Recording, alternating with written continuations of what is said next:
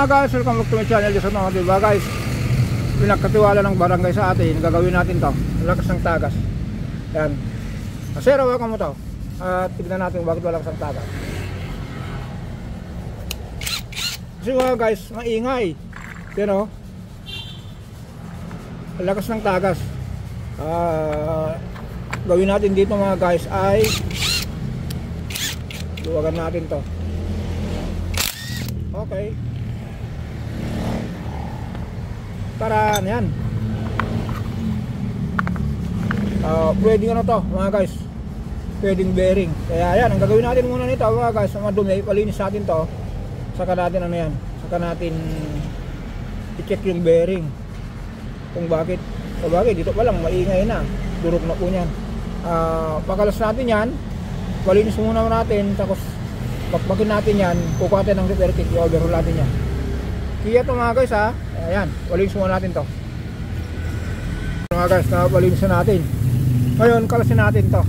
Pero mga guys, meron kayong nakitang piston ring dito. Ito po yun, 4HG1 at saka 4HK1, isa lang po yan. Kasi ang issue rin to kasi mga guys, yan, pinalinis natin yung piston, puno ng carbon po niyan. Matako sa langis. Di bale, pag-usapan natin ito mamaya sa sunod. Ito muna tayo. Ayan, kalasin natin yun, bigyan ako ng 12. 12 lang. Sakit. Ito kasi mga guys, ulitin natin malakas ang tagas. Palitan natin yung bearing. Tapos kuha ka nga ng 1 na screwdriver, yung maliit. Tignan nga natin to, bakit durog yuso.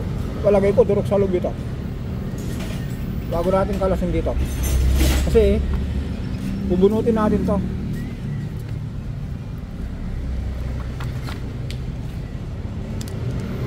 Ay, hindi naman, kaya lang lawlaw na. Maingay. Oil seal. Kung okay na isang lagayan para hindi makalat. Abangan to mga guys, gawin natin to. First and second episode to. Mamaya sabihin din natin to, paliwanag kung bakit watako sa langis. May liner tayo dyan na susukatan ng piston ring mamaya.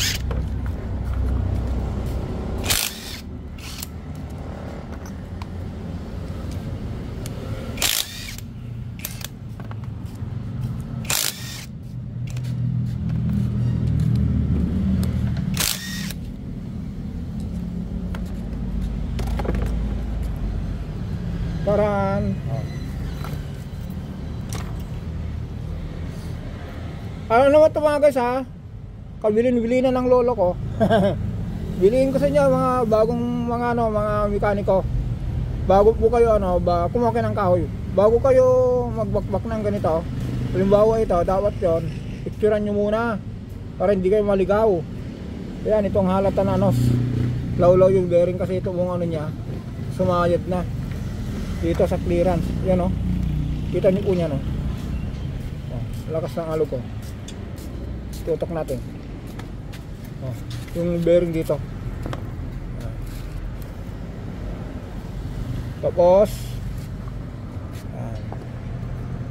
buklang natin to. Okay, yung sir, yung ito na lang. Yup, okay. Natin para hindi kayo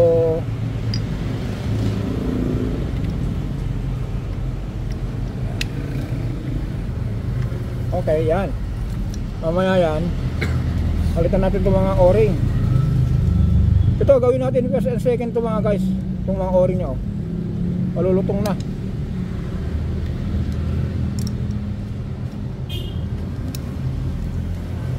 Tapos kunin nyo yung kwadradong yung kwadradong bakal.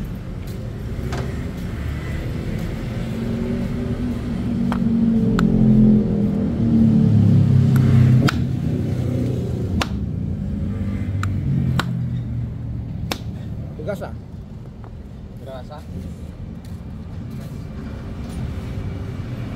Sakit na lang, bigyan ko ng sakit eksakto rito para tapos sa martilyo. Buha ka ng eksaktong sakit dito, yan. Yung malalaking sakit, tapos dito. Para gamitin na lang natin ng 10 paspasan. Ayan, nakita nyo ito mga guys, piston ring. Mamaya yan, waliwanag natin yan. Iduktong natin dito para hindi, para yung mga nanonood ng video natin, kahit kwentuhan lang na walang kwenta, may matutunan. Andito na lang tayo eh. Kasi mga guys, ito 4HG1 na to, ulitin natin. Mata ako sa langis. Ang dahilan po niyan ito, piston ring. Ang laki ng clearance. Yan o. Pwedeng sumuot yung piso. Ayan o, ang laki ng clearance o. Pero tignan nyo yung bago mamaya. Yan, dito muna tayo sa nakita nyo mamaya ito. Itong bago, yung clearance nya. Yung tamang clearance. Kaya yung ba sir, yung malaki ba yung lusot dito. Bearing dito. Yung mas malaki, yung imagine mo yung lusot ng bearing dito. Tapos kunin mo yung sakit. Palabasin natin yung bearing. Teka lang kayo ha. Ganito tayo rito. Aha.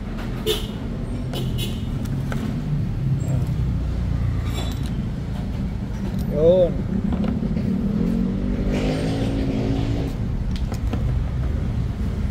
Yun. Ano itong yung masal is ano yun? 14? Gis. Okay na? Okay na to. Hindi, okay na. Siguro. Pwede. Yan. Ayun mga guys, tanggalin natin yung bearing. Ganito lang gagawin natin dito. Tapos yung martilyo. Manood kayo lang, hindi hindi para sa mga baguhan to kasi yung mga dating mekaniko. Yan, gamitan lang natin ng ganito lang. O, di ba? Kita nyo po yung rababan niya oh.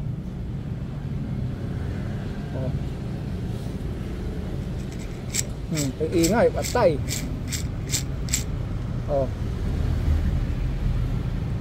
Kaya malakas ang tagas. Kaya po tumagas yung yung oil seal dito. Maluwag na po ito, hindi na makontrol.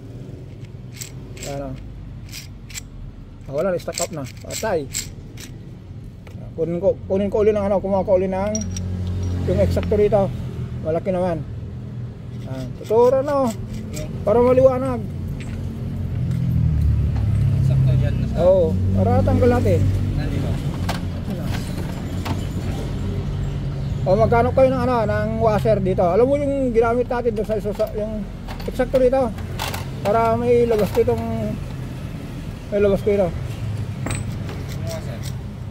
Kumuha kayo ng socket, imagine nyo yung socket. Mga guys, tuturuan natin ng gusto itong mga kasama natin para matuto sila. Yung eksakto rito wala, yung lusot dito, dapat lusot. Marami dyan.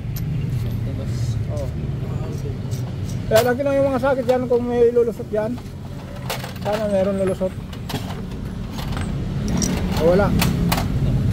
Hindi, isang sukat lang yan eh. Ito, pwede ito. Pwede ito. Lolo, pwede ito. Oo.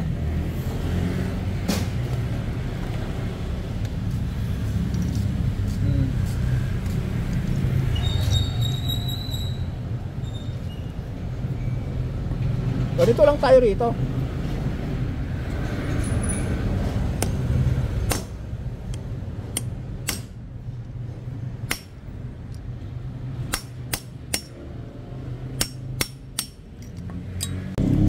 Ito yung bearing.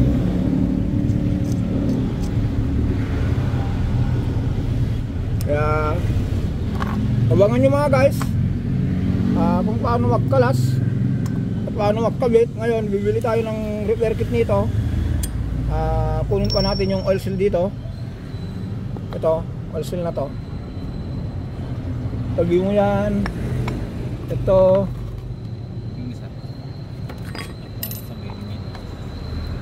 oil seal. Kumuha ka na sir, yung naka-letter, naka-baluktot. Tanggalin natin yung air seal.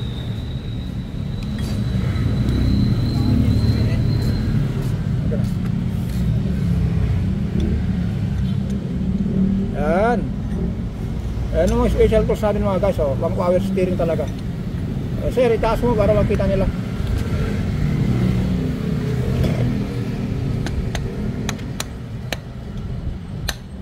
Okay. Kita niyo po niya na yung bakal na yan, oh. Oh. Yung mga rababa na yan galing dito sa bearing. Yan, bearing repair kit. Kaya yan mga guys, abangan nyo. Ito for G1. Mamaya po yan, sabay na lang natin kung assemble natin to. Sabay natin to sa mga may mga truck na matako lang langis. Baka general overhaul nila yung sasakyan nyo. Malaki ang gastos dito. Piston link dapat lang papalitan. Kaya yan, abangan nyo. Bye bye.